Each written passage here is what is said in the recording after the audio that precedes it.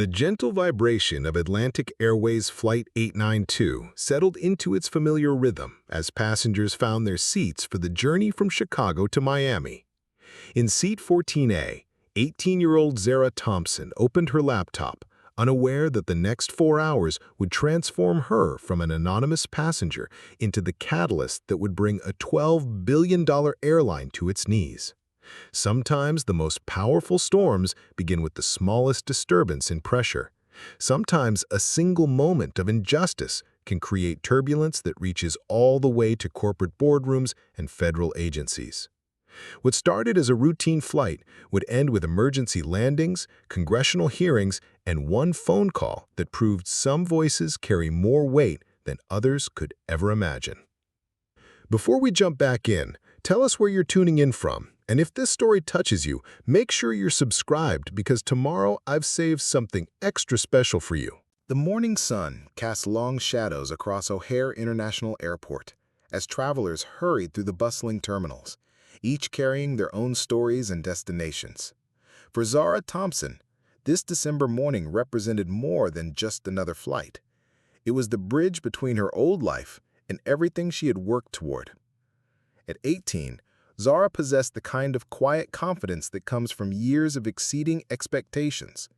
Her natural hair was styled in elegant locks that fell just past her shoulders, and her dark eyes held an intensity that had impressed professors and intimidated competitors throughout her academic career.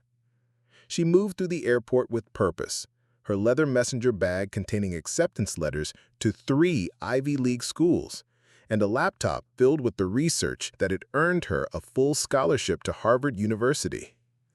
Zarah had grown up in the south side of Chicago, where her grandmother raised her after her parents died in a car accident when she was 7. Dorothy Thompson was a retired public school principal who believed that education was the great equalizer, and she had instilled in Zarah a love of learning that burned as bright as her determination to succeed. The scholarship to Harvard was the culmination of years of midnight studying, weekend science competitions, and summer programs that required her to work part-time jobs to afford the application fees.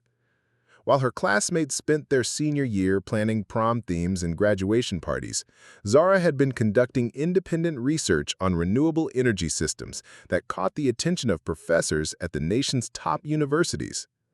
Her destination was Miami, where she would spend the winter break participating in an advanced marine biology research program at the University of Miami. The program focused on coral reef restoration, and Zarah's proposal to use bioengineered algae to accelerate reef recovery had earned her one of only 12 spots available to high school students nationwide. The flight was a gift from her grandmother, who had saved for months to buy the ticket. Dorothy had insisted that her granddaughter fly rather than take the bus, saying that young scholars deserved to travel with dignity. For Zarah, who had never been on an airplane before, the experience felt like stepping into a future she had only imagined. Atlantic Airways Flight 892 was a Boeing 757 configured with first class, business class, and economy sections.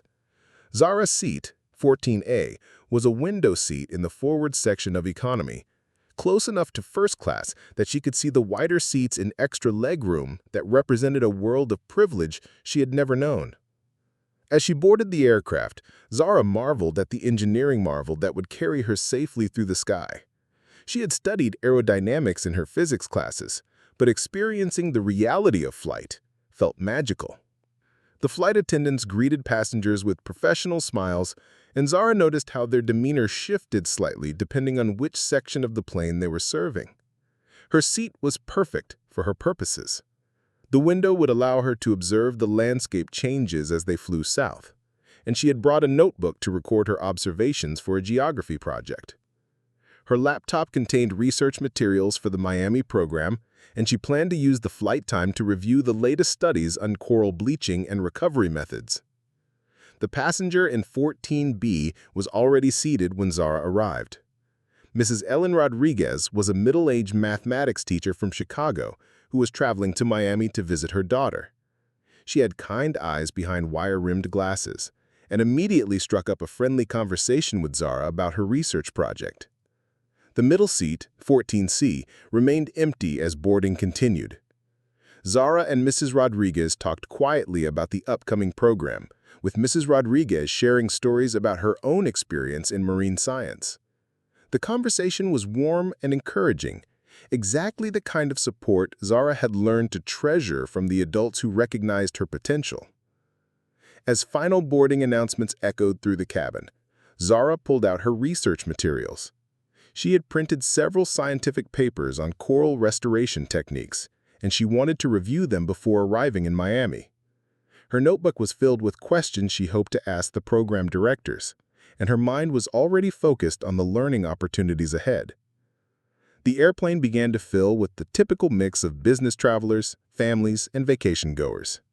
Zarah observed the interactions around her with an analytical eye she had developed through years of academic study. She noticed how passengers sorted themselves by unspoken social rules, how conversations formed naturally between some people while others maintained careful distance. In the first-class section, passengers were already being offered drinks and newspapers. The business-class travelers were settling into their larger seats and setting up their work materials. Economy-class passengers were navigating the more cramped quarters with varying degrees of patience and resignation. The flight crew moved efficiently through their pre-flight preparations. Captain Rebecca Martinez, a veteran pilot with 23 years of experience, was conducting her final checks in the cockpit. The flight attendants were securing overhead bins and ensuring that safety equipment was properly positioned. Lead flight attendant Susan Kelly had worked for Atlantic Airways for 15 years and took pride in maintaining high standards of customer service. She had trained dozens of new flight attendants and was known among her colleagues for her professionalism and attention to detail. The crew that day included flight attendants Marcus Williams and Jennifer Park, both experienced professionals who had worked together on numerous flights. As boarding neared completion, Zarah felt a mix of excitement and nervousness about the journey ahead. This was more than just her first flight. It was her first step into a world of advanced scientific research and academic opportunity that she had dreamed about for years. The research program in Miami would give her access to laboratory equipment and marine environments that were impossible to experience in Chicago. She would be working alongside graduate students and professors whose research she had read about in scientific journals. For a young woman who had spent years studying marine biology through textbooks and online resources, the opportunity to conduct hands-on research felt almost surreal. Her grandmother had driven her to the airport that morning, and their goodbye had been emotional. Dorothy Thompson had worked 2 jobs to help support Zarah's academic pursuits, and seeing her granddaughter board an airplane bound for a prestigious research program represented the fulfillment of dreams that had sustained them both through difficult years. Zarah carried with her not just her own hopes and ambitions, but the pride and expectations of a community that had watched her grow from a shy 7-year-old into a confident scholar. Her success was meaningful beyond her personal achievement. It represented possibility and inspiration for other young people who faced similar challenges. The weight of that responsibility was something Zarah carried lightly, but seriously. She understood that her presence in academic spaces where few people looked like her was both an opportunity and an obligation. She was determined to excel not just for herself, but for everyone who had supported her journey and everyone who would follow in her footsteps. As the final passengers boarded and the gate agent prepared to close the aircraft door, Zarah opened her notebook and began reviewing her research questions. The flight ahead represented 4 hours of productive study time, and she was determined to arrive in Miami fully prepared for the intensive program that awaited her. The engines began their preliminary startup sequence, and Zarah felt the slight vibration that indicated the powerful machines were coming to life. Through her window, she could see ground crew members performing their final checks and preparing to guide the aircraft away from the gate. This moment, suspended between departure and arrival, felt symbolic of her entire life trajectory. She was leaving behind the familiar neighborhoods and challenges of her youth and flying toward opportunities that had once seemed impossibly distant. The airplane would carry her not just to Miami, but toward a future that was finally within her grasp. The departure from O'Hare proceeded smoothly as Flight 892 pushed back from the gate precisely on schedule. Captain Martinez guided the aircraft through the taxi sequence while passengers settled into their seats for the 4-hour journey south.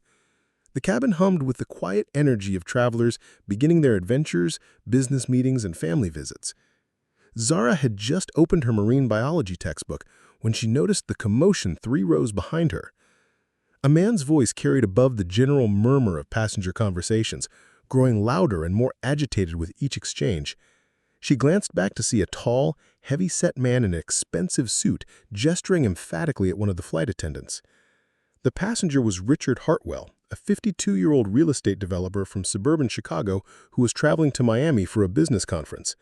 His company specialized in luxury resort developments throughout Florida, and he was accustomed to first-class treatment wherever he traveled.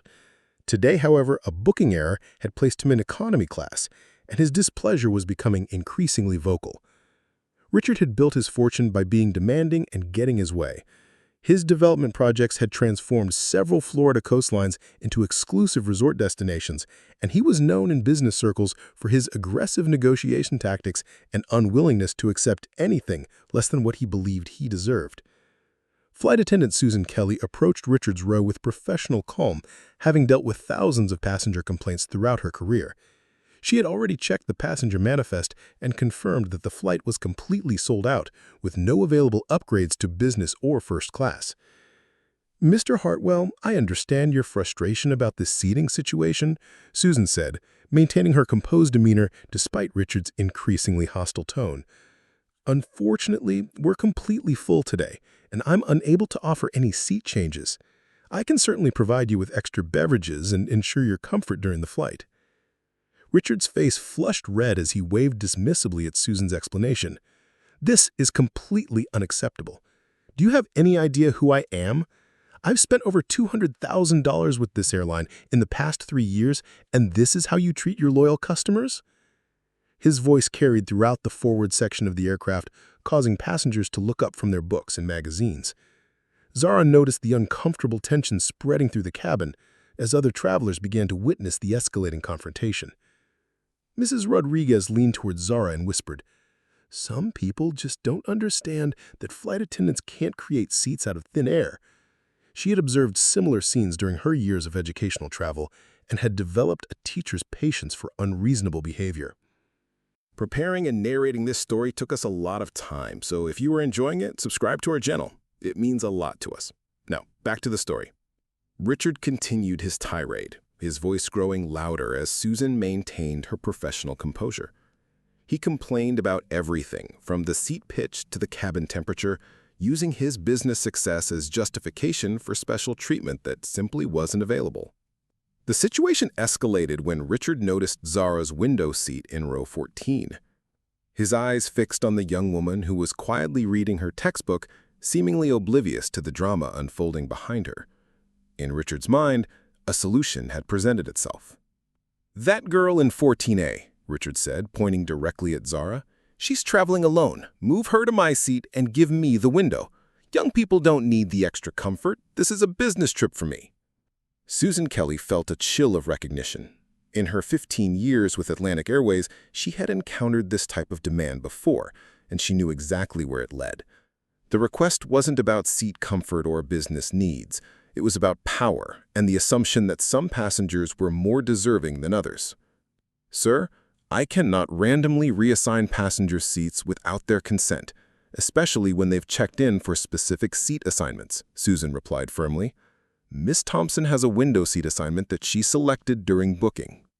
Richard's anger intensified at being denied what he saw as a reasonable solution. "She's just a kid. What does she need a window seat for? I'm conducting important business on this flight and need the space and privacy."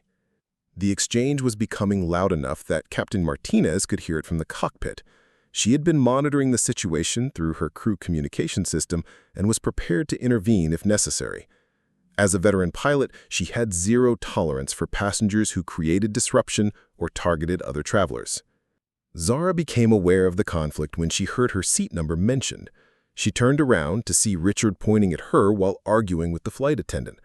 The realization that she had somehow become part of a stranger's complaint made her stomach tighten with anxiety.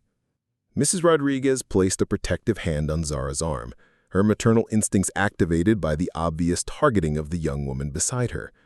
As a longtime educator, she recognized the dangerous dynamics at play and positioned herself between Zarah and the source of the hostility. Susan Kelly stood her ground with professional determination. "Sir, I need you to lower your voice and return to your assigned seat. We're preparing for takeoff, and all passengers must be seated with their seatbelts fastened." Richard's response revealed the depth of his entitlement and prejudice. "Look, I'm not trying to be difficult here, but I pay good money for decent service. That girl probably got some kind of discount ticket or charity seat. The least she can do is move so paying customers can be comfortable." The words hung in the air like poison, their implications clear to everyone within earshot. Zarah felt her face burn with humiliation as dozens of passengers turned to stare at her. The excitement she had felt about her first flight was rapidly being replaced by the familiar sting of being judged and dismissed based on assumptions about her background. Mrs. Rodriguez squeezed Zarah's hand reassuringly. "Don't let ignorant people diminish your light, honey. You belong exactly where you are." The incident had created an atmosphere of tension throughout the forward section of the aircraft. Passengers who had witnessed the exchange were uncomfortable, some sympathetic to Zarah and others simply wanting to avoid involvement in the conflict. Susan Kelly completed her safety checks while keeping a watchful eye on Richard's behavior. She had documented the incident in her flight report and alerted Captain Martinez to the potential for continued disruption. In her experience, passengers who demonstrated this level of entitlement and hostility rarely settled down without further incident. As Flight 892 completed its taxi to the runway, the cabin fell into an uneasy quiet. The normal excitement of takeoff was overshadowed by the conflict that had erupted before the plane even left the ground. Zarah stared out her window at the Chicago skyline passing below as the aircraft lifted into the gray December sky. What should have been a moment of wonder and achievement had been tainted by one man's inability to accept that his money and status didn't grant him the right to displace others. The flight ahead stretched before them, 4 hours of shared space in which the tensions that had already emerged would either dissipate or escalate. Zarah hoped for peace, but prepared herself for the possibility that Richard Hartwell's anger was far from finished. Mrs. Rodriguez opened a magazine but kept glancing protectively at Zarah, her teacher's instincts telling her that the young woman beside her might need an advocate before the flight was over. The dynamics that had already revealed themselves suggested that the conflict over seat assignments was about much more than comfort or convenience. As the plane climbed toward its cruising altitude, the seeds of a much larger confrontation had already been planted in the cramped quarters of economy class. Flight 892 reached its cruising altitude of 35,000 feet as the Illinois landscape gave way to the rolling hills of Indiana below. The cabin had settled into the familiar rhythm of mid-flight routine, with passengers reading, sleeping, or working on laptops. The drink service began as flight attendants Susan Kelly and Marcus Williams wheeled their carts down the narrow aisles, offering beverages and snacks to the 180 passengers aboard. Zarah had managed to immerse herself in her marine biology research, taking detailed notes about coral restoration techniques that she hoped to observe firsthand during her Miami program. The academic focus helped distract her from the uncomfortable encounter during boarding, though she remained aware of Richard Hartwell's presence several rows behind her. Mrs. Rodriguez had dozed off with a magazine in her lap, her maternal protectiveness temporarily relaxed as the flight proceeded without further incident. The gentle vibration of the aircraft and the steady hum of the engines created a peaceful atmosphere that seemed to have calmed the earlier tensions. When the beverage cart reached row 14, Susan Kelly approached with a warm smile that held particular kindness for Zarah. The flight attendant had not forgotten the targeting the young woman had experienced, and she made a point of providing especially attentive service. "What can I get for you today, Miss Thompson?" Susan asked, using Zarah's name from the passenger manifest to emphasize her value as an individual customer rather than the anonymous target Richard had tried to make her. "Just a ginger ale, please," Zarah replied with genuine appreciation for the respectful treatment. And thank you for how you handled that situation earlier. I know it wasn't easy." Susan poured the drink with careful attention, ensuring the cup was full and adding extra ice. "You have nothing to thank me for, honey. Every passenger deserves to be treated with dignity, and that includes being able to sit in a seat they paid for." The interaction was observed by other passengers in the surrounding rows, many of whom had witnessed the earlier confrontation and felt sympathy for the young woman who had been unfairly targeted. A businessman in row 13 nodded approvingly at Susan's professional handling of the situation, while a family in row 15 exchanged meaningful glances about the kindness being shown. When the beverage cart reached Richard Hartwell in row 17, the atmosphere immediately shifted. He had spent the first hour of the flight alternating between angry phone calls to his business associates and sullen brooding about what he perceived as unfair treatment by the airline staff. Richard's mood had not improved during the flight. If anything, his resentment had deepened as he stewed over the perceived injustice of being denied the window seat he believed he deserved. His expensive suit was wrinkled from his agitated movements, and his face remained flushed with the kind of anger that comes from unmet expectations. "I'll have a double scotch," Richard demanded, his tone suggesting that the drink was compensation owed rather than a service being provided. "And I want to speak with whoever is in charge of customer service on this flight." Marcus Williams, who was serving the other side of the aisle, recognized the potential for escalation and moved to support his colleague. "Sir, I can provide you with a single serving of scotch, and our lead flight attendant, Susan Kelly, is available if you have concerns about your service." Richard's eyes narrowed as he processed the careful limitations being placed on his requests. "One drink isn't going to cut it after the treatment I've received today. And yes, I definitely want to speak with her about the completely inadequate response to my seating situation." The exchange drew attention from nearby passengers who could sense the renewed tension. Several business travelers looked up from their work, while families with children moved to distract their kids from the adult conflict brewing in the cabin. Susan Kelly approached Richard's seat with professional composure, though her experience told her that passengers who remained agitated hours into a flight rarely calmed down without intervention. She had already documented the earlier incident and was prepared for the possibility of further disruption. "Mr. Hartwell, I understand you wanted to discuss your concerns," Susan said, maintaining a neutral tone despite Richard's obvious hostility. "How can I assist you today?" Richard saw the flight attendant's arrival as an opportunity to relitigate his earlier demands with increased pressure. "Look, I've had time to think about this, and I'm not satisfied with how this situation was handled. That girl in 14A is clearly flying on some kind of charity ticket or student discount, and paying customers like me should have priority when it comes to seat assignments." The accusation was delivered loudly enough for passengers throughout the forward section to hear, including Zarah herself. The young woman felt her stomach clench as she became the subject of public speculation and assumptions once again. "Sir, I cannot discuss other passengers' ticket information with you," Susan replied firmly. "All of our customers have equal rights to their assigned seats regardless of their fare type or personal circumstances."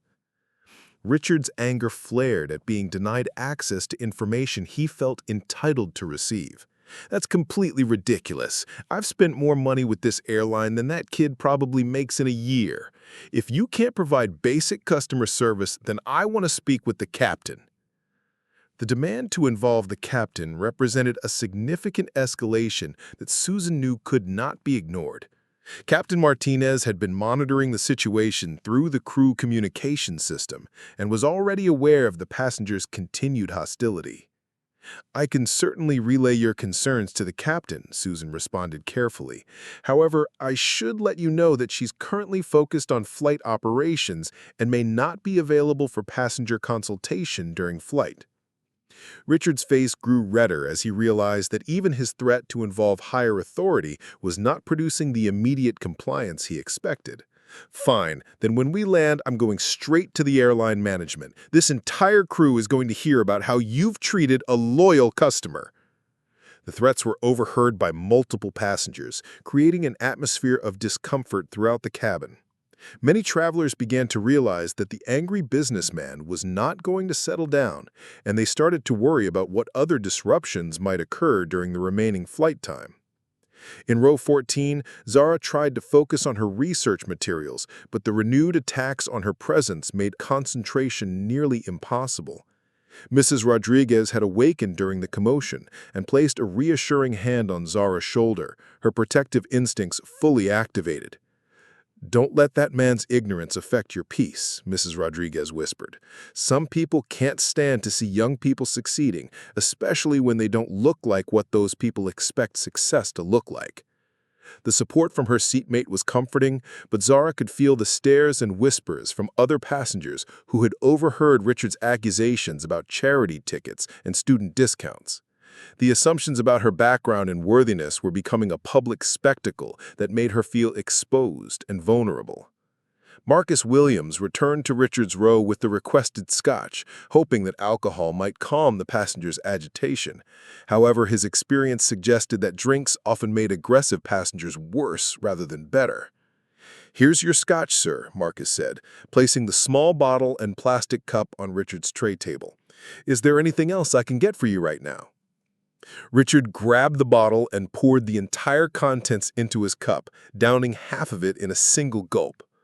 "Yeah, you can get me some actual customer service instead of this PC nonsense about equal treatment. When I pay premium prices, I expect premium treatment." The alcohol seemed to intensify rather than calm Richard's anger, and his voice grew louder as he continued his complaints. Several passengers in nearby rows began to look concerned about the escalating situation, with some quietly discussing whether they should alert the crew creed to their growing discomfort. A retired teacher in row 16 leaned forward to speak with Mrs. Rodriguez across the aisle. "Is that young lady okay?" she asked quietly, nodding toward Zarah. "That man's behavior is completely inappropriate." "She's handling it with more grace than he deserves," Mrs. Rodriguez replied, her voice filled with pride for Zarah's composure under pressure. "But this kind of harassment shouldn't be tolerated on any flight." The conversation between the two educators was overheard by other passengers who began to recognize that the conflict had moved beyond a simple seating dispute into something more serious and concerning. Susan Kelly returned to the galley area where she could observe both Richard's behavior and the growing unease among other passengers. She activated the crew communication system to provide Captain Martinez with an updated assessment of the situation. "Captain, we have an ongoing issue with the passenger in 17C. He's consumed alcohol and is becoming increasingly agitated about seat assignments. He's specifically targeting the young woman in 14A with accusations about her ticket type and worthiness. Other passengers are becoming uncomfortable." Captain Martinez listened to the report while maintaining her focus on flight operations. Her 23 years of experience had taught her that passenger conflicts rarely de-escalated on their own, especially when alcohol and prejudice were involved. "Keep monitoring the situation closely," the captain responded. "If his behavior continues to escalate, or if he makes any moves toward other passengers, we may need to consider diversion options. Document everything and keep me informed of any changes." The possibility of flight diversion represented a serious escalation that could affect all 180 passengers aboard. Susan knew that such decisions were not made lightly, but safety and security always took priority over schedule convenience. As the flight continued south over Kentucky, the tension in the cabin remained thick and unresolved. Richard's anger had not diminished despite the passage of time and the consumption of alcohol. If anything, his resentment seemed to be building towards some kind of confrontation that the crew was working desperately to prevent. Zarah continued her attempts to study, but the hostile environment made concentration nearly impossible. She found herself reading the same paragraph repeatedly while her mind processed the stress of being publicly targeted and judged by a stranger whose anger seemed to have no reasonable limits. The academic materials that had excited her that morning now served primarily as a shield against the uncomfortable reality of being trapped in a metal tube with someone who had made her the focus of his dissatisfaction and prejudice. Mrs. Rodriguez maintained her protective posture while quietly observing Richard's behavior for signs of further escalation. Her decades of experience managing difficult situations in educational settings had taught her to recognize when conflicts were approaching dangerous tipping points. The remaining 2 hours of flight time stretched ahead like an endurance test, with all the key players locked in their positions and the potential for explosion growing stronger with each passing mile toward Miami. 2 hours and 15 minutes into Flight 892, the cabin lights had been dimmed for the afternoon portion of the journey as passengers settled into their individual routines. Some had fallen asleep, others were engrossed in movies on their personal devices, and a few were working quietly on laptops. The gentle turbulence over the Appalachian Mountains had subsided, leaving only the steady rhythm of the engines as background to the peaceful scene.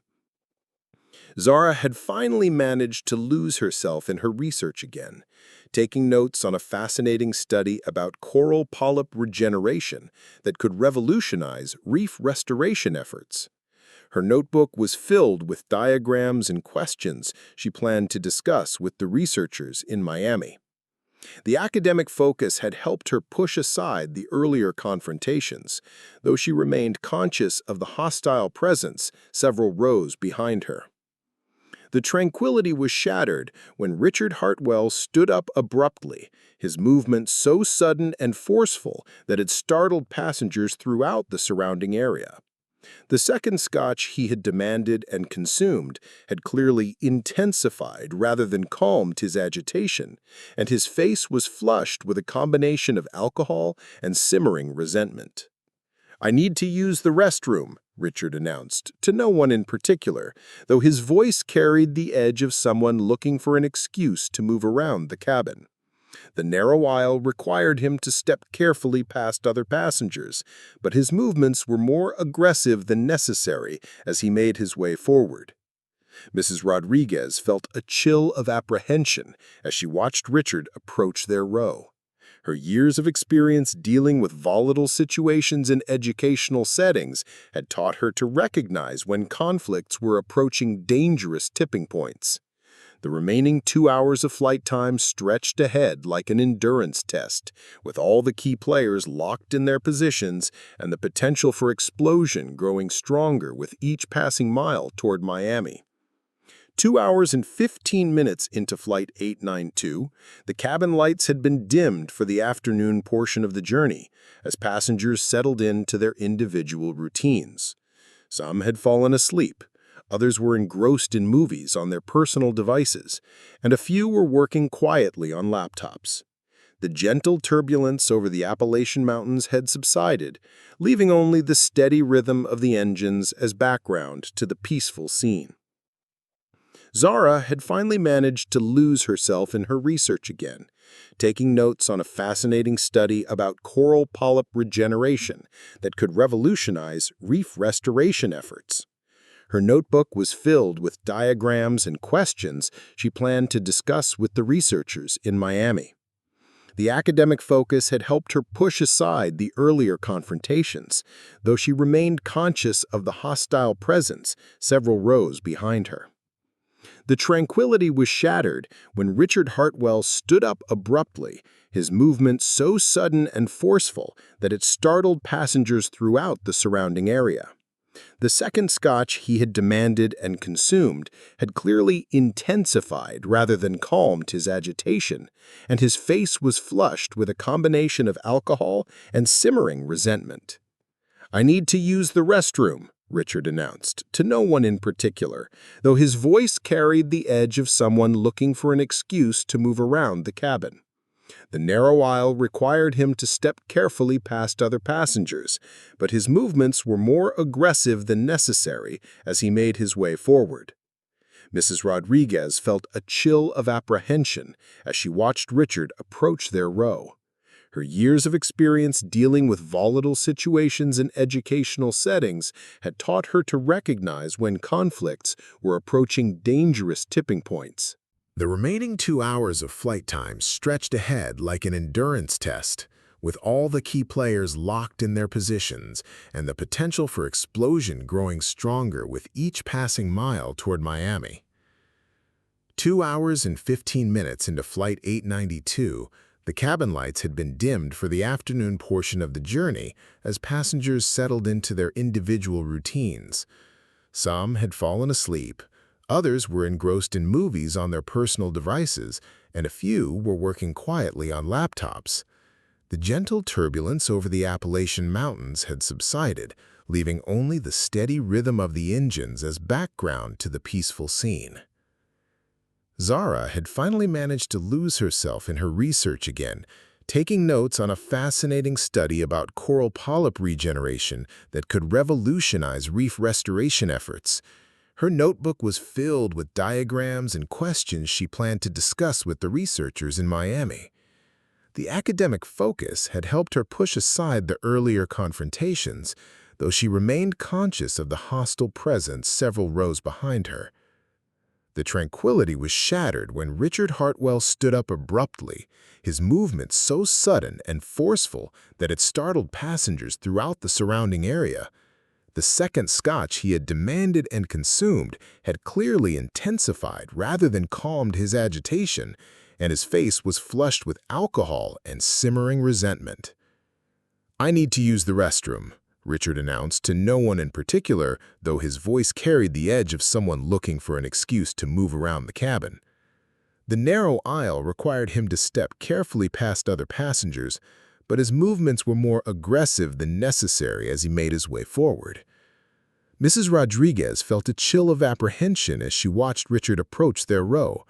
Her years of experience dealing with volatile situations in educational settings had taught her to recognize the warning signs of impending confrontation, and everything about Richard's demeanor suggested that his anger was reaching a dangerous crescendo. As Richard passed row 14, he deliberately slowed his pace and fixed his gaze on Zarah, who was absorbed in her research and initially unaware of his proximity. The weight of his stare eventually drew her attention, and she looked up to find him standing directly beside her seat, his expression filled with contempt and barely controlled hostility. "Still working hard on your little homework assignment?"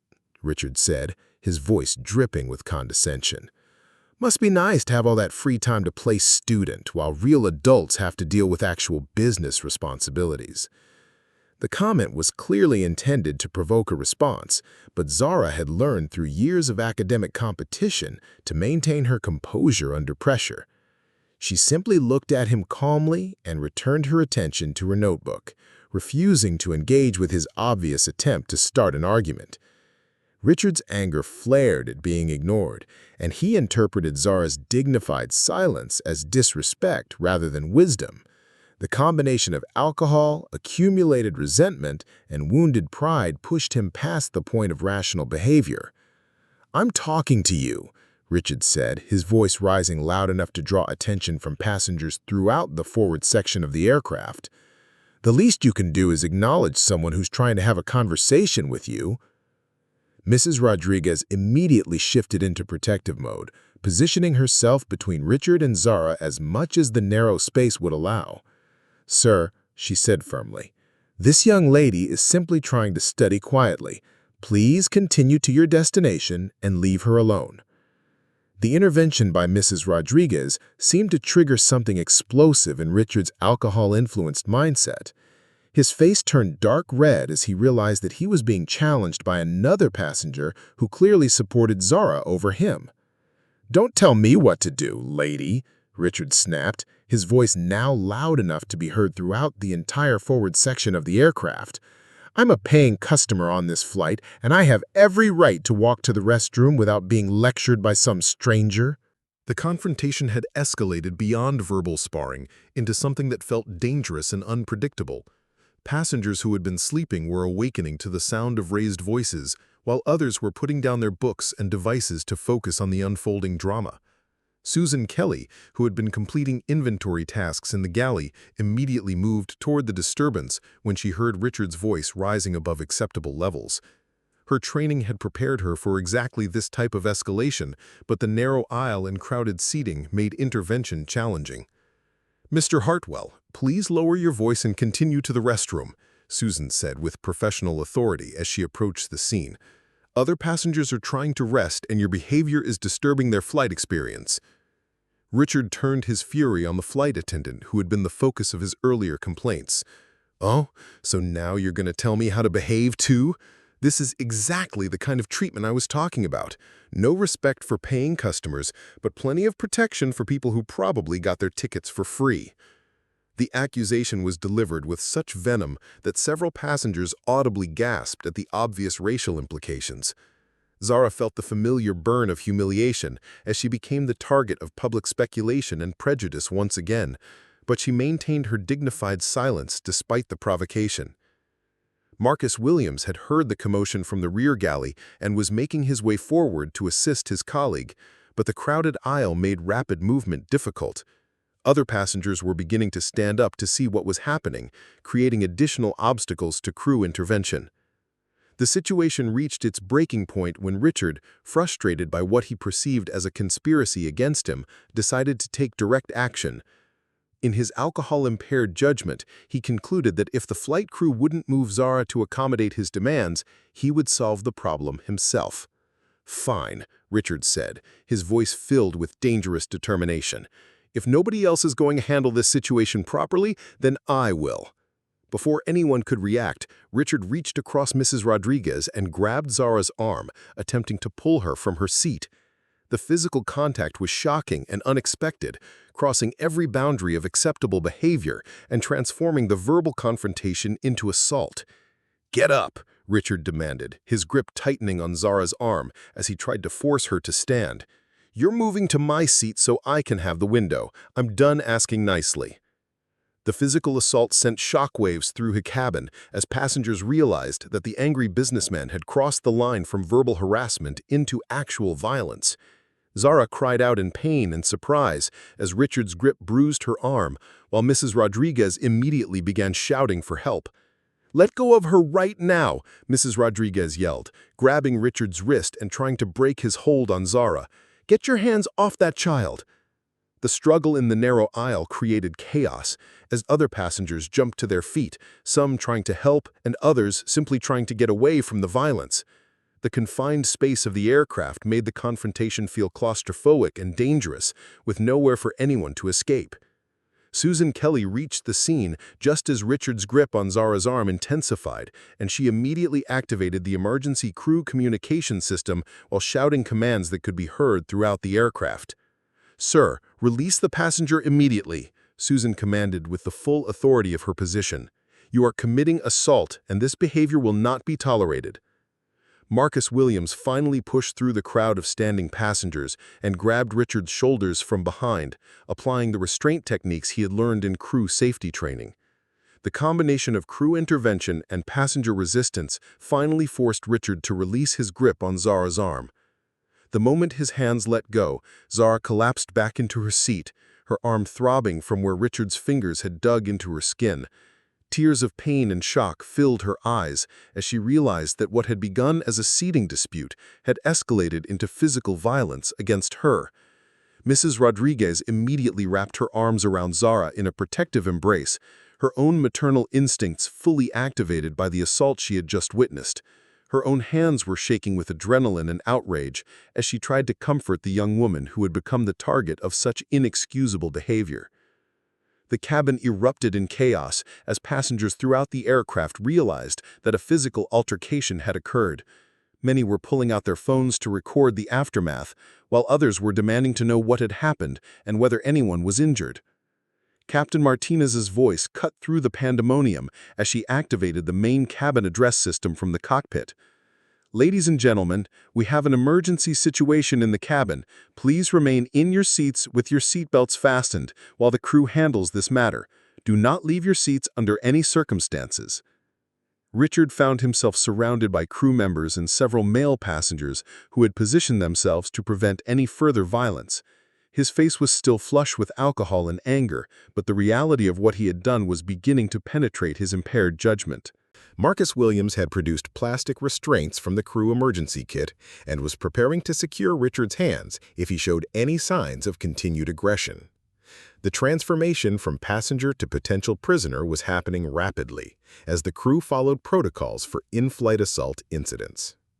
Susan Kelly knelt beside Zarah's seat to assess her condition and document the assault for the official incident report that would be filed upon landing. "Are you injured? Do you need medical attention?" Susan asked gently, her professional training taking over despite her own shock at what had occurred. "My arm hurts where he grabs me," Zarah replied, her voice shaky but controlled. "But I think I'm okay. I just want him to stay away from me." The request for distance was both reasonable and impossible given the confined space of the aircraft, but the crew was already implementing measures to ensure Richard could not approach Zarah again for the remainder of the flight. Mrs. Rodriguez continued to hold Zarah protectively while glaring at Richard with the fury of an educator who had witnessed a student being attacked. Her voice shook with rage as she addressed the crew members restraining the assailant. "That man assaulted this young lady in front of dozens of witnesses," Mrs. Rodriguez declared. "He grabbed her arm and tried to force her out of her seat. This is completely unacceptable, and he needs to be arrested the moment we land." The documentation phase was beginning as crew members photographed the red marks on Zarah's arm where Richard's fingers had gripped her skin. The evidence of assault was clear and would be crucial for any legal proceedings that might follow the incident. Other passengers were providing voluntary witness statements to flight attendants, eager to ensure that Richard faced consequences for his behavior. The consensus among those who had observed the assault was unanimous. They had witnessed an unprovoked attack on an innocent young woman. As the crew worked to secure the situation and ensure no further violence could occur, Zarah sat in her window seat with tears streaming down her face. What should have been an exciting journey toward her academic future had become a traumatic experience that she would never forget. The breaking point had been reached and crossed, transforming a flight full of ordinary travelers into witnesses to assault and opening the door to consequences that would extend far beyond the confines of Atlantic Airways Flight 892. The chaos in the forward section of Flight 892 had reached a crescendo as crew members worked to secure Richard Hartwell while tending to Zarah's injuries. The cabin buzzed with agitated conversations as passengers processed what they had just witnessed, a shocking assault that had transformed an ordinary flight into a crime scene at 35,000 feet. Captain Martinez maintained constant communication with her crew through the intercom system, while simultaneously coordinating with air traffic control about potential emergency landing procedures. The assault of a passenger represented a serious federal crime that could require immediate diversion, but she needed complete information before making that critical decision. Susan Kelly had positioned herself as a barrier between Richard and Zarah, while Marcus Williams maintained physical control of the increasingly belligerent passenger. The plastic restraints were ready for deployment if Richard showed any signs of renewed violence, though he seemed momentarily stunned by the magnitude of what he had done. Zarah sat in her window seat with tears streaming down her face, cradling her bruised arm against her chest, while Mrs. Rodriguez provided comfort and protection. The academic materials that had excited her that morning were scattered across her tray table, forgotten in the aftermath of the assault that had shattered her sense of safety and dignity. The red marks on Zarah's arm were darkening into bruises that would serve as evidence of the unprovoked attack. Susan Kelly had already photographed the injuries with her official device, while documenting witness statements from the passengers who had observed the entire confrontation. It was in this moment of chaos and trauma that Zarah made a decision that would change everything. Despite her physical pain and emotional distress, her mind remained clear enough to recognize that the situation required intervention beyond what the flight crew could provide. She needed help from someone with the authority to ensure that justice would be served. Reaching into her messenger bag with her uninjured arm, Zarah retrieved her smartphone and scrolled through her contacts until she found the number she needed. Her fingers trembled slightly as she selected the contact labeled simply as Uncle Marcus. though the name represented connections and power that no one on the aircraft could have imagined. Mrs. Rodriguez noticed Zarah's movements and leaned closer with concern. "Honey, are you calling your grandmother? Do you need me to help you dial?" "No," Zarah replied, quietly, her voice steady despite the tears on her cheeks. "I'm calling someone who can make sure this doesn't happen to anyone else." The phone rang twice before a familiar voice answered, warm with affection despite the surprise of receiving a call during what should have been flight time. Marcus Thompson had been in his Washington, D.C. office reviewing transportation safety reports when his niece's call came through. "Zarah? Is everything okay? Why are you calling from the plane?" "Uncle Marcus?" Zarah said, her voice carefully controlled despite the emotional turmoil she was experiencing. "I need your help. I'm on Atlantic Airways, Flight 892, from Chicago to Miami, and I've just been assaulted by another passenger." The silence on the other end of the line lasted only a few seconds, but Zarah could feel the shift in energy as her uncle processed what she had told him. Marcus Thompson, the deputy administrator of the Federal Aviation Administration, had spent 30 years in aviation safety and regulation, but hearing that his beloved niece had been attacked on a commercial flight triggered both his professional authority and his personal protective instincts. "Are you injured?" Marcus asked, his voice taking on the crisp tone of command that had shaped aviation policy across the nation. "Do you need immediate medical attention?" "My arm is bruised where he grabbed me, but I'm not seriously hurt," Zarah replied. "The flight crew is handling the situation, but Uncle Marcus, this man has been targeting me since we boarded. He tried to force me out of my seat, and when I wouldn't move, he physically assaulted me in front of dozens of witnesses." The conversation was taking place in the narrow confines of row 14, but Zarah's calm recitation of facts was beginning to draw attention from nearby passengers who were curious about who she was calling. Mrs. Rodriguez listened with growing amazement as she realized that the young woman beside her had connections that extended far beyond what anyone had imagined. "What's the aircraft tail number?" Marcus asked, his tone shifting into the professional mode that had made him one of the most respected figures in American aviation regulation. Zarah looked toward the window where she could see part of the aircraft's wing, but the tail number wasn't visible from her position. She turned to Mrs. Rodriguez, who immediately understood what was needed. "Can you help me find the tail number?" Zarah asked quietly. Mrs. Rodriguez stood carefully and looked toward the rear of the aircraft where she could see the registration numbers displayed on the interior wall. "N847AT, she reported, understanding that the information was somehow crucial to resolving the situation.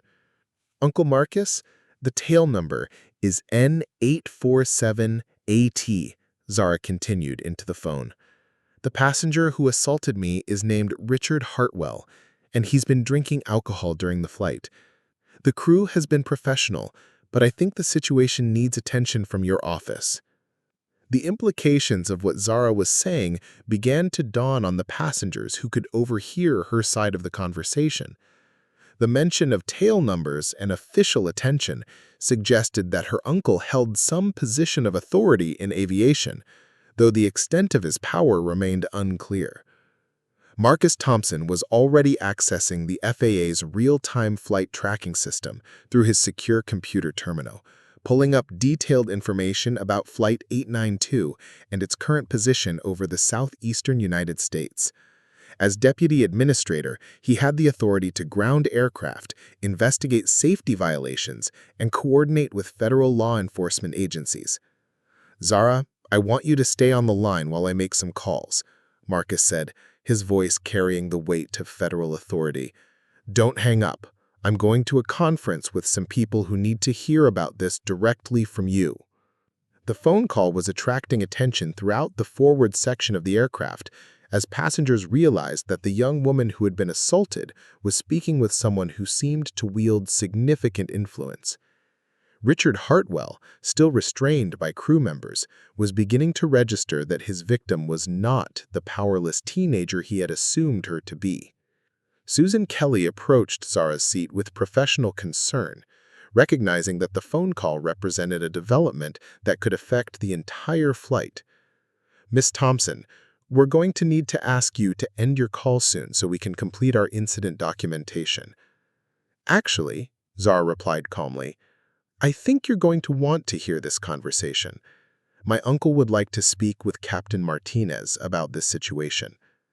The request to involve the captain in a passenger's phone call was highly unusual, but the gravity in Zarah's voice suggested that this was not an ordinary family conversation. Susan Kelly hesitated for a moment before activating her crew communication system to relay the request to the cockpit. "Captain Martinez, we have a situation developing with the assault victim in 14A. She's on the phone with someone who wants to speak with you directly about the incident. She says it's her uncle and that you'll want to take this call."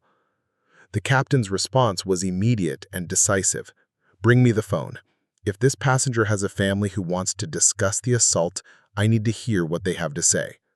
Susan Kelly carefully took the phone from Zarah and began making her way toward the cockpit, leaving Marcus Williams to maintain watch over Richard, while Mrs. Rodriguez continued to provide comfort and protection for Zarah. The cabin had fallen into an unusual hush as passengers throughout the aircraft sensed that something significant was unfolding. The assault had been shocking enough, but the mysterious phone call and the captain's involvement suggested that the consequences might extend far beyond a simple police report upon landing. Captain Martinez received the phone in her cockpit while maintaining control of the aircraft's flight path. Her 23 years of experience had prepared her for many types of emergencies, but receiving a call from a passenger's family member during an assault incident was unprecedented. This is Captain Rebecca Martinez of Atlantic Airways Flight 892. I understand you're the uncle of our passenger who was assaulted. Captain Martinez, this is Marcus Thompson, Deputy Administrator of the Federal Aviation Administration. The voice on the other end carried unmistakable authority that made the captain's blood pressure spike immediately. I'm calling about the assault of my niece, Zarah Thompson, by passenger Richard Hartwell on your aircraft. The revelation hit Captain Martinez like a physical blow.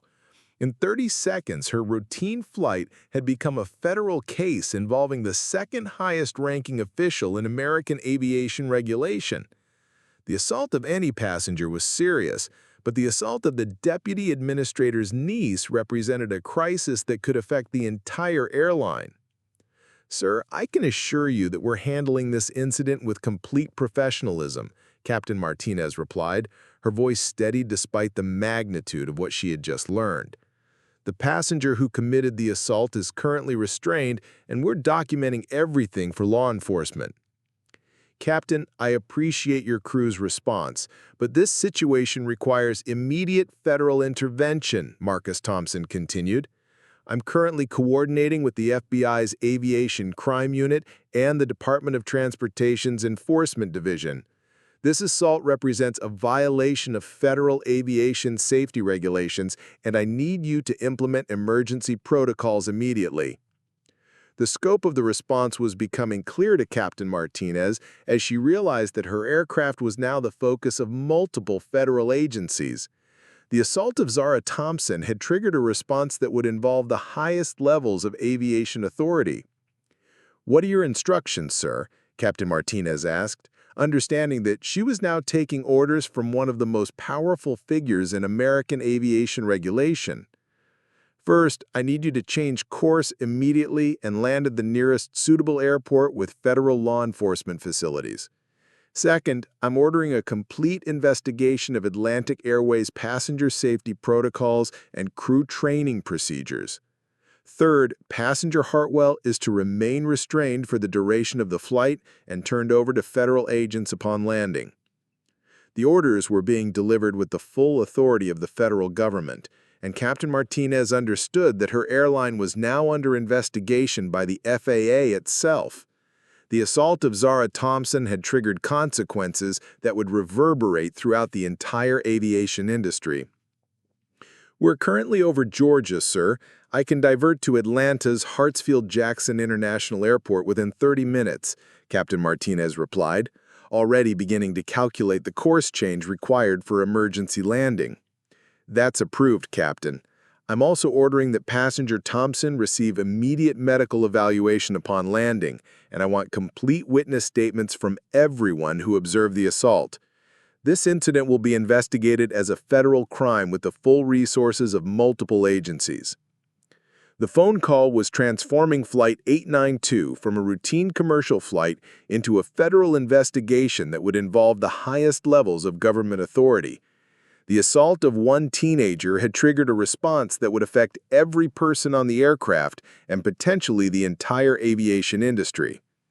As Captain Martinez began coordinating the emergency landing with air traffic control, the passengers in the cabin sensed that their flight was about to take a dramatic turn that none of them had anticipated when they boarded in Chicago that morning. The emergency descent into Atlanta's Hartsfield-Jackson International Airport transformed Flight 892 from a routine journey into the center of a federal aviation crisis. Captain Martinez had executed the course change with precision, but the weight of coordinating with multiple air traffic control centers while under direct orders from the FAA Deputy Administrator created unprecedented pressure in the cockpit. As the aircraft descended through 20,000 feet, the Atlanta Tower cleared all other traffic to accommodate the emergency landing. The priority handling typically reserved for mechanical failures or medical emergencies was now being extended to what had become a federal law enforcement operation at cruising altitude. In the cabin, the atmosphere was electric with tension and anticipation. Word had spread throughout the aircraft that the young woman who had been assaulted possessed family connections that reached the highest levels of aviation authority.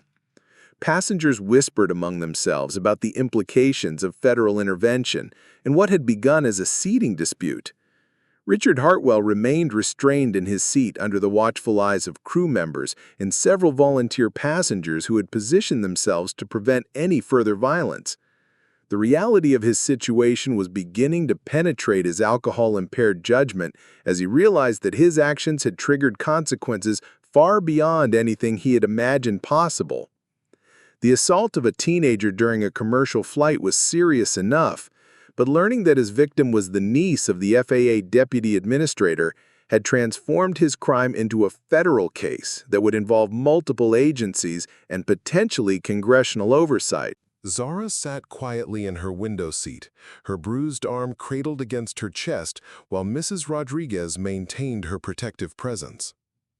The academic excitement she had felt that morning seemed like a distant memory, replaced by the trauma of assault and the surreal experience of watching her uncle's authority reshape the entire situation from hundreds of miles away. The descent toward Atlanta revealed a coordination of federal resources that few passengers had ever witnessed. Fire trucks and emergency vehicles lined the runway not because of mechanical failure, but because a federal crime had been committed at 35,000 feet and multiple agencies were converging to take control of the investigation.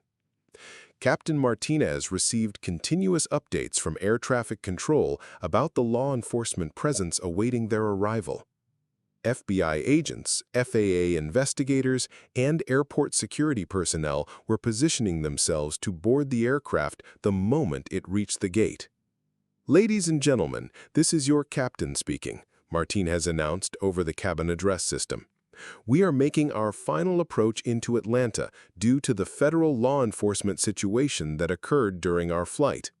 Upon landing, federal agents will board the aircraft to conduct their investigation. Please remain seated until instructed otherwise by law enforcement personnel." The announcement confirmed what passengers had been speculating about throughout the emergency descent.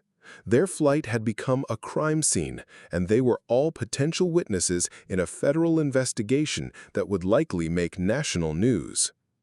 As Flight 892 touched down on Atlanta's runway, the waiting law enforcement presence was visible through the cabin windows.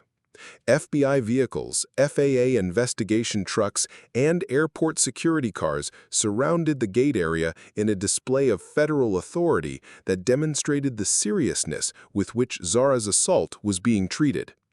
The aircraft taxied to a special gate that had been cleared for the federal operation, away from the normal passenger terminal to allow investigators to control access and maintain security during the evidence collection process. Before the engines had fully spooled down, the aircraft door opened to admit a team of federal agents led by FBI Special Agent Patricia Collins, a veteran investigator who specialized in aviation crimes. Her team included FAA investigators, medical personnel, and crime scene technicians who would document every aspect of the assault and its aftermath. Special Agent Collins approached Row 14 with professional concern, her focus immediately on Zarah's welfare rather than the criminal investigation that would follow. "Miss Thompson, I'm FBI Special Agent Collins. Your uncle asked me to ensure you receive immediate medical attention and to personally oversee this investigation." The agent's respectful tone and obvious preparation demonstrated that Marcus Thompson's instructions had been transmitted through proper federal channels with the urgency and authority his position commanded. A paramedic team boarded the aircraft to examine Zarah's injuries, while FBI photographers documented the scene of the assault. The red marks on her arm had darkened into unmistakable bruises that would serve as crucial evidence in the federal prosecution that was already being prepared. Mrs. Rodriguez was interviewed as a primary witness, while other passengers provided statements about Richard's escalating behavior throughout the flight. The pattern of harassment, alcohol consumption, and ultimate violence was being meticulously documented by federal investigators who understood the national implications of the case. Richard Hartwell was formally arrested by FBI agents and read his rights for federal assault charges. The plastic restraints used by the flight crew were replaced with official handcuffs as he was escorted off the aircraft under heavy security. His transition from angry passenger to federal prisoner had taken less than 4 hours. The scope of the investigation expanded rapidly as FAA officials began examining Atlantic Airways' policies and procedures for handling disruptive passengers. Marcus Thompson's authority allowed for immediate scrutiny of the airline's training programs, crew protocols, and management responses to similar incidents. Within hours of the landing, Atlantic Airways executives were receiving calls from federal investigators demanding complete documentation of passenger safety procedures and crew training records. The assault of the deputy administrator's niece had triggered a comprehensive review that could affect the entire airline's operations. The media attention began almost immediately as news outlets learned about the federal response to an assault aboard a commercial flight. The story of a teenage assault victim whose family connections had grounded an entire airline and triggered a federal investigation captured national attention within hours. Zarah was transported to a secure medical facility where federal physicians conducted comprehensive examinations to document her injuries for the criminal prosecution. The bruises on her arm were photographed from multiple angles while she provided detailed statements about the entire sequence of events. The Marine Biology Research Program in Miami was notified about Zarah's delayed arrival, but program directors immediately expressed their support and offered to accommodate any schedule changes needed for her participation in the federal investigation. Mrs. Rodriguez emerged as a crucial witness, whose teacher's eye for detail had captured important elements of Richard's behavior that other passengers had missed. Her statement became a cornerstone of the federal case, documenting the pattern of escalation that had led to the physical assault. The crew of Flight 892 was debriefed by federal investigators who praised their professional handling of an unprecedented situation. Susan Kelly's documentation and Marcus Williams' restraint techniques were cited as examples of proper procedure under extreme circumstances. Atlantic Airways faced immediate federal scrutiny as investigators examined whether the airline's response to passenger complaints had been adequate.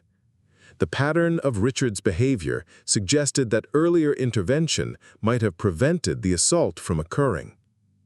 Within 24 hours, the airline announced comprehensive policy changes, including enhanced crew training for handling disruptive passengers, new protocols for alcohol service, monitoring, and improved coordination with federal law enforcement for serious incidents.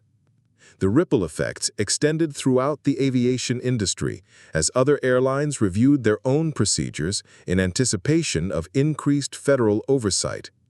The assault of Zarah Thompson had become a catalyst for industry-wide examination of passenger safety and crew authority. Richard Hartwell's legal situation deteriorated rapidly as federal prosecutors filed multiple charges, including assault, interference with flight crew duties, and violation of federal aviation safety regulations.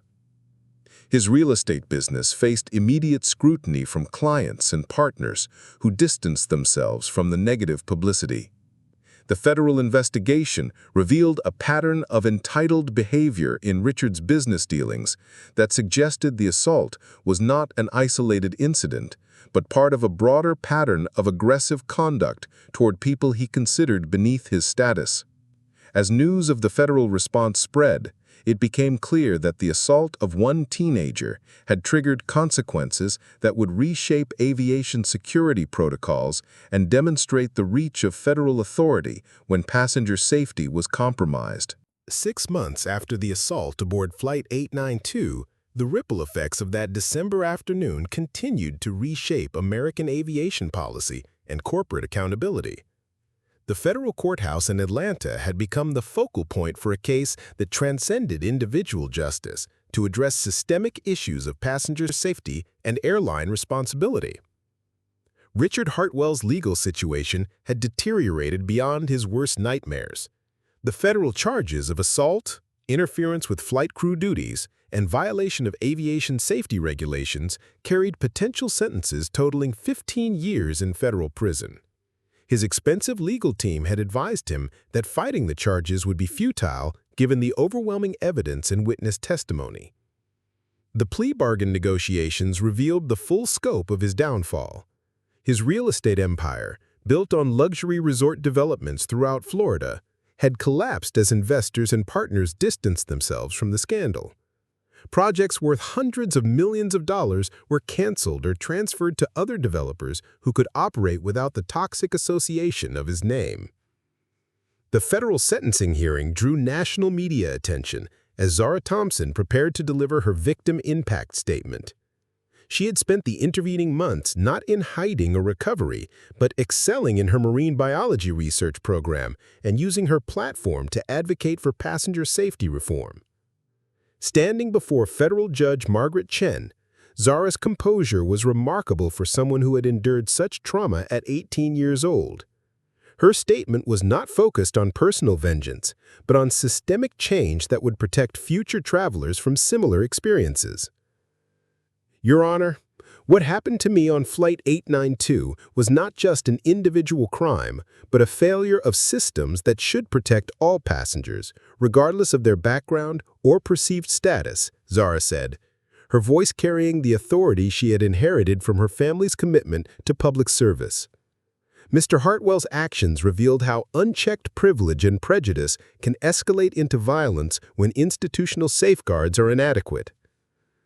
Judge Chen sentenced Richard Hartwell to 8 years in federal prison, citing the particularly egregious nature of assaulting a teenager based on racial assumptions and the broader impact his crime had on aviation safety.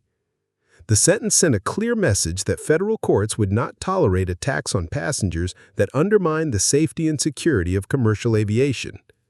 But the individual punishment was only one aspect of the transformative changes that emerged from the incident. Marcus Thompson had leveraged his authority as FAA Deputy Administrator to implement the most comprehensive passenger safety reforms in decades, creating new standards that became known throughout the industry as the Thompson Protocols.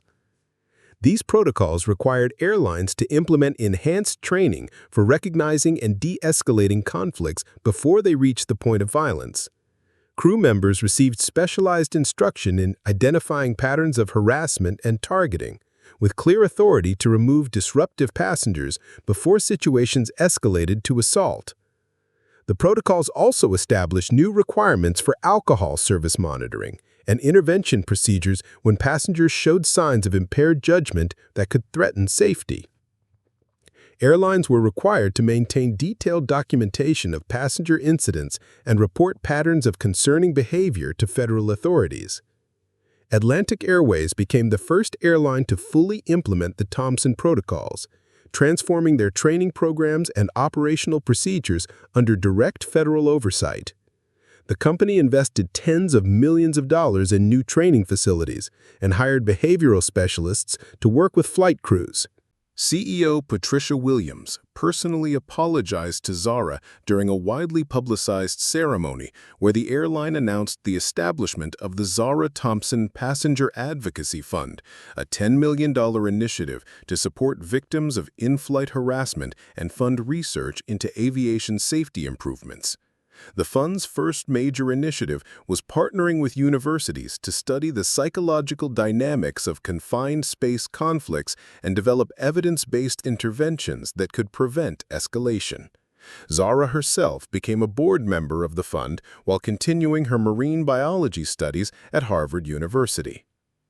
The broader aviation industry responded to the Thompson protocols with initial resistance that quickly transformed into acceptance as airlines realized the protocols actually reduced their liability exposure while improving customer satisfaction. Passengers felt safer knowing that crew members had clear authority and training to address disruptive behavior before it became dangerous. 3 major airlines adopted versions of the Thompson protocols voluntarily before they became federal requirements, recognizing that proactive implementation would demonstrate their commitment to passenger safety and potentially attract customers who prioritized security over cost savings. The case also sparked congressional hearings on aviation safety and passenger rights, with Zarah testifying before the House Transportation Committee about her experience and the need for stronger federal oversight of airline passenger protection measures. Her testimony was praised by representatives from both parties as a model of dignity and substance that elevated the discourse beyond partisan politics to focus on practical solutions that would benefit all travelers. The hearing led to bipartisan legislation that expanded passenger rights and created new federal funding for aviation safety research. Mrs. Rodriguez, the mathematics teacher who had protected Zarah during the assault, became an unexpected advocate for passenger safety reform. Her detailed witness testimony and maternal response to the attack resonated with parents across the country who recognized that any of their children could face similar situations while traveling. She was invited to speak at educational conferences about the importance of adults intervening when they witness harassment or discrimination, using her experience on Flight 892 as an example of how individual courage could make a crucial difference in preventing escalation. The crew members from Flight 892 received commendations from the FAA for their professional handling of an unprecedented situation. Susan Kelly and Marcus Williams became instructors in the new training programs, sharing their real-world experience with thousands of flight attendants who learned to recognize and respond to similar conflicts. Captain Rebecca Martinez was promoted to Chief Pilot for Safety Training at Atlantic Airways, where she developed new protocols for cockpit cabin communication during passenger emergencies. Her leadership during the crisis became a case study taught in aviation management programs across the country. The passenger manifest from Flight 892 became an unlikely community of advocates for aviation safety reform. Many of the witnesses stayed in contact through social media groups dedicated to supporting the Thompson protocols and sharing information about passenger rights and safety resources. Several passengers testified at legislative hearings and regulatory meetings about their experience witnessing the assault and the importance of having clear procedures for intervention. Their collective voice helped demonstrate that passenger safety was not just a regulatory concern, but a fundamental expectation of commercial aviation. The academic world took notice of Zarah's combination of scientific brilliance and advocacy leadership. Harvard University created the Thompson Fellowship for Student Advocates, a program that supports students who demonstrate excellence in their academic fields while also working for social justice and policy reform. Zarah's marine biology research continued to flourish, with her coral restoration projects receiving additional funding from environmental groups who admired her ability to balance scientific rigor with public advocacy. Her research papers began including sections on the social and policy implications of environmental science, reflecting her broader perspective on systemic change.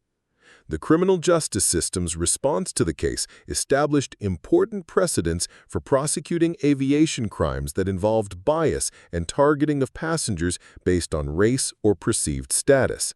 Federal prosecutors used the Hartwell case as a model for pursuing enhanced sentences when hate motivations aggravated underlying aviation offenses. Defense attorneys throughout the country advised their clients that federal aviation crimes involving bias would face enhanced scrutiny and longer sentences, creating a deterrent effect that contributed to improved passenger behavior on commercial flights. The insurance industry responded to the Thompson protocols by offering reduced premiums to airlines that implemented comprehensive passenger safety training and intervention procedures. The financial incentives helped accelerate adoption of the new standards across the industry. Risk management specialists recognized that preventing passenger conflicts before they escalated to violence was far more cost-effective than dealing with the legal, medical, and public relations consequences of assault incidents like the one involving Zarah Thompson. International aviation authorities began studying the Thompson protocols for potential adoption in their own regulatory frameworks. The European Union and several Asian countries sent delegations to observe the training programs and implementation procedures developed by American Airlines. The global influence of the reforms demonstrated how a single incident of injustice could catalyze improvements that benefited travelers worldwide, creating safer and more respectful aviation environments across international boundaries. 2 years after the assault, Zarah returned to Chicago to speak at her former high school's graduation ceremony. Standing before an auditorium filled with young people who had followed her story, she reflected on how a traumatic experience had been transformed into an opportunity for systemic change. The young woman who had boarded Flight 892 as an excited student heading to a research program had become a national advocate whose influence extended far beyond her individual achievements. Her grandmother, Dorothy Thompson, sat in the front row, tears of pride streaming down her face as she watched her granddaughter inspire a new generation of advocates. When adversity finds you, as it found me on that December flight, you have a choice, Zarah told the graduates. You can let it diminish you, or you can use it as a catalyst to create the change you want to see in the world. The systems that failed me that day are stronger now because we refused to accept that failure as inevitable. The assault that was intended to silence and diminish her had instead amplified her voice and created lasting improvements that would protect countless future travelers. The quiet phone call that had grounded an airline had ultimately elevated an entire industry's commitment to passenger safety and dignity. Richard Hartwell remained in federal prison, his empire destroyed, and his name synonymous with the consequences of unchecked privilege and prejudice. His downfall served as a reminder that actions have consequences, especially when those actions target the innocent and reveal the worst aspects of human nature. The story of Flight 892 became more than a tale of individual justice. It demonstrated how courage, connection, and commitment to change could transform a moment of trauma into a legacy of protection for others who would follow in Zarah's footsteps through the skies above America. Up next, you've got 2 more standout stories right on your screen. If this one hits the mark, you won't want to pass these up. Just click and check them out. And don't forget to subscribe and turn on the notification bell so you don't miss any upload from us.